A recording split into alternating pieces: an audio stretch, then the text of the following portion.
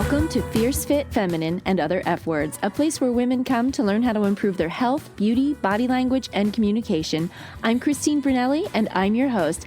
And today we're going to explore imposter syndrome. It's a sexy buzzword right now. It really means self-doubt, but we're going to dig into it because it is something that stops us from being the best version of ourselves. It prevents us from earning a salary that we desire, from building a business that we want, from having a relationship that we want. There are so many things that it gets in the way of. It's time for us to put an end to it. Are you ready? Let's get started. If you're a female business owner, female entrepreneur, whether that is an online business or a brick and mortar business, and you don't like the camera, but you know if you showed up on camera more, it would help your brand. It would help your business grow. I have something for you, and it is coming out this September 2022, and you can get on the wait list for it. Just get your name on the wait list so that you get updates and information about what it's going to be all about. But in a nutshell, it is helping you go from camera shy to camera fly, and I take all of my expertise and serve you at the intersection of health and beauty. All of my background and my health background, we work on nutrition and fitness so that you feel good in your body and you glow from the inside out. But then I take all of my beauty salon experience and help you with the hair, the makeup, the styling for your body type, all of that in one course so that by the end of it, you are going to show up on camera looking good as the expert you are for your clients. If you are interested in getting on this wait list, I highly recommend you go to the show notes after this episode and sign up. Just get on the wait list. That's all it's going to do for you. And you will get updates closer to September when the course is getting ready to be released. Hope to see you there. I'm not ready yet. I don't have the qualifications. I need to take one more course. They're going to find out and think I'm a fraud and say, who in the heck is she? How dare she even try to do something like this? Or I've known her for years. She's not qualified. All of these fears, that's imposter syndrome. That's self-doubt. It's where we feel unqualified or fraudulent, like I'm no one. Who is ever going to listen to me? Or incompetent. Those feelings are legitimate feelings, but they're not legitimate truths. This is something that has even been studied, and it's really sexy right now to hear the word imposter syndrome, and it's thrown around a lot, and I'm going to try to tackle it in under 20 minutes because you and my listeners are really enjoying the shorter episodes, and I get it. I'm busy, so I'm going to roll right into it so that you can hear a little bit about what imposter syndrome is, how it shows up in your life, and some actionable steps you can do to nip it in the bud, because I have a different spin on it. I think imposter syndrome is a little bit of too much paying attention to self. You're worried about yourself way too much. It's actually selfish for you to be worried so much about what's keeping you stuck. And let me go on and elaborate so that I can make more sense with that. But the Journal of General Internal Medicine in 2020 did a study, and you can find all kinds of studies online, but I thought this was fascinating. They found that up to 82% of people in this study faced feelings of imposter phenomenon. They call it phenomenon. It's not technically a clinical diagnosis, but it is something that is seen with people that are in counseling and therapy. It is something that is real. We feel it. We feel like we're just not there yet. And what happens when we don't feel that way? When we don't feel ready? All kinds of things happen. We don't ask for what we want. We don't ask for the raise that we want or deserve. We don't pursue a relationship that you think would be good for you. We don't pursue a career or a dream. Worse, we don't start a business that we know we could do and crush it because we feel like we're not ready. Because I didn't take business in college, or I don't know how to do XYZ, but I know I've got this in my brain and I know it would be a phenomenal idea. That self-doubt is hurting you. These are signs that you have imposter syndrome. So I want you to think about where you're stuck, because that's number one. You're stuck or frozen somewhere. You feel like if you move forward in this, you're going to be found out. People are going to look at you and go, not qualified. She has no business doing this. And we're going to talk about that. You also feel like you're incompetent or unqualified because you don't have XYZ degree or certification, or you had all the certifications and training, you put yourself out there, it didn't go the way you wanted, and now you say, see, shouldn't have done that, you're a fraud, you should have never done it. I've done so many things that flopped.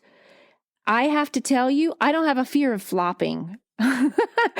You have to get over that. But I don't berate myself. That's where the imposter syndrome comes in. I've really trained my brain to not talk negative and just take it as a learning experience. Imposter syndrome will talk negative and keep you frozen. It'll keep you stuck. Who struggles with feeling like a fraud more, men or women? Who do you think?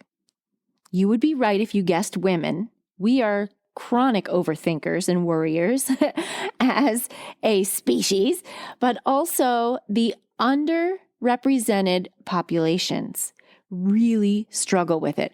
I listened to an interesting podcast this week that covered this very topic, and it was about diversity and inclusion. And that doesn't tie in with my topic right now, except to say this. It really helped shine light on how underrepresented populations or minority populations feel like imposters because it has not been shown that their culture or their community can succeed or reach a certain level of success. In other words, if we have not seen I'll pick an extreme one for the United States. We have not seen a Black female president of the United States. Okay, let's use that as an example. Little girls growing up in Black communities, little Black girls, don't see this portrayed anywhere in movies, in media, in real life. And so when they try to pursue these goals, these aspirations, they question themselves because it hasn't been put forth to them that it's a possibility. Now, they can be told it's a possibility because I hear all the objections. I listen to this podcast going, but wait, if they have the right parenting, they'll know it's a possibility. Accurate. That's true. But if they don't see the images of people that look like them when they're little kids and they start learning, skin color or eye shape or disability, physical disability, anything like that, if they don't see someone that looks like them, they may feel like it's not possible for them and they would be a fraud if they pursued it. It takes extra guts for that little girl to grow up and believe she can reach it. So that is a population that has been studied for imposter syndrome. Not one particular culture, but the underrepresented or minority populations struggle with this a lot. That podcast really helped me open my eyes to how diversity and inclusion can really help everyone on so many levels, starting with children. If you're interested, I almost never promote other podcasts, but it is really good. It's Jasmine Star, the Jasmine Star Show. Just go back a couple episodes and you'll see it. It's quick and it's really helpful. I think that it is something that I am excited to include in my business because I want all people, all women from everywhere to know that they can be the best version of themselves and shatter glass ceilings. You can too. No matter who you are, where you came from, what your background is, this lie that's in your brain that says you're not qualified, you are underqualified, or you're not competent, that's a lie. This is negative self-talk. This is something that either someone told you and you believe it, or you are telling yourself over and over again, you're getting this, nope, can't do it. I'm not there yet. I'm scared. I equate it to the first time I jumped off this place in Jamaica where they cliff jump. It's in Negril, and there's the Negril cliff jumpers, and they're beautiful to watch, these cliff divers. They climb up to this enormously high, tiny, teeny little ladder that, you look at it and think, oh dear God, like how can that be strong enough to hold them? They go from the standing on the rock, the edge of the cliff into the water is about 35 feet of a drop into the water. They go starting at 35 feet and probably at least another 35, maybe 50 feet higher.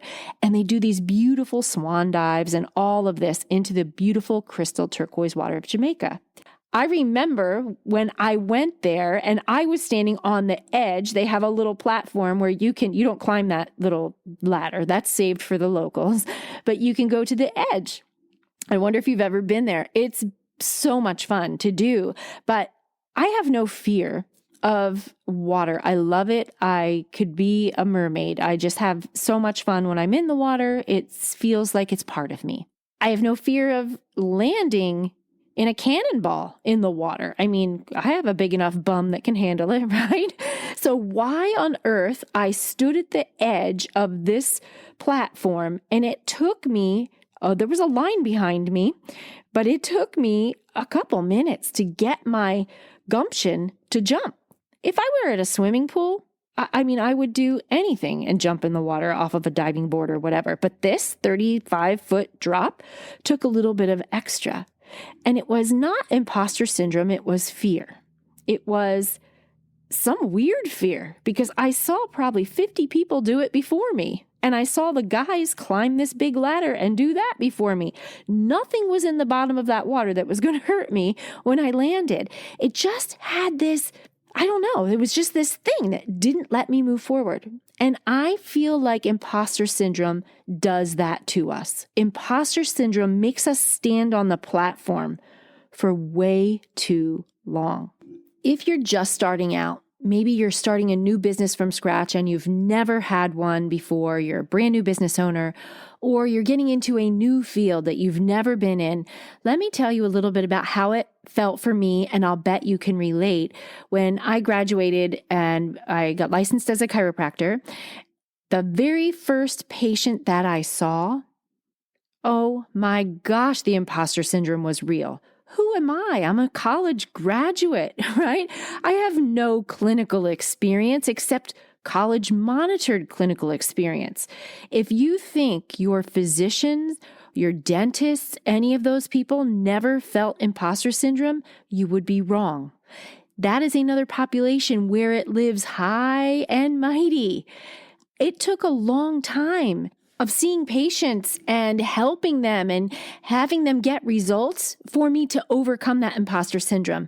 But even, let's say 10 years in, so I'm licensed and practicing 10 years in. I've been licensed for 29 years. So this was a while ago. But the first pregnant woman that came to me who wanted me to help turn the baby, because I worked a lot with pregnancy and pediatrics, and chiropractors can help when a baby is breech, help get that baby to get uncomfortable so they go head down, right? But I had not done one yet. And it is all external. It has nothing to do with anything internal. If you're wondering how in the world does that help, find a chiropractor specializes in Webster technique. But I'll get off the subject there and get back to where I was. I was honored that she thought of me. I was shaking in my boots thinking, okay, I'm trained. I haven't done this before. Who am I? And I overcame it. And, 10 years after that, I got a thank you card in the mail with this beautiful baby boy picture on the card and a handwritten note saying, thank you so much. Because of you, my baby was head down. I had a normal vaginal delivery. And if it weren't for you, I probably would have been headed for C-section. And now I have this beautiful experience and this healthy baby boy. Thank you. Thank you. And I'll tell you, the imposter syndrome is real for all of your professionals in the healthcare field. They started out with it. I can guarantee it. So what do we do to overcome it? Well, you just heard me. You take action. You move forward. All right. Well, how do we do that? Because I've been trying to move forward for a long time, Christine. Okay. Well, this is what we're going to do. I'm going to give you 5 things. Get a piece of paper out. And if you don't have it right now because you're driving, do it when you get to a place where you can do this on your phone or write it down. Number 1, you're going to acknowledge you don't know everything. Write it down. I don't know everything and I'm okay with it. People actually appreciate that. No one likes a know-it-all anyway. All they're looking for is someone that knows more than them, right? So you're okay. Write down that you don't know it all and you're okay with that. Number 2, whatever it is where you feel imposter syndrome, learn all the facts around what it is that you feel like a fraud in. Learn all the facts and then write down those facts and write down what you already know about them. I think you'll surprise yourself in how much you do already know. Number 3, celebrate your small wins. Actually celebrate all wins, big and small. Every single tiny thing. I don't care if it was, I put a post on Instagram today. I've never done that for my business before. That's worth celebrating. If you do anything like that and you have no one in your corner to celebrate you, send me an email. I'll celebrate you. I love this stuff. Number 4, this is a big one. Let go of perfectionism. Perfectionism is the lowest standard you can have. Did you hear that? You know why?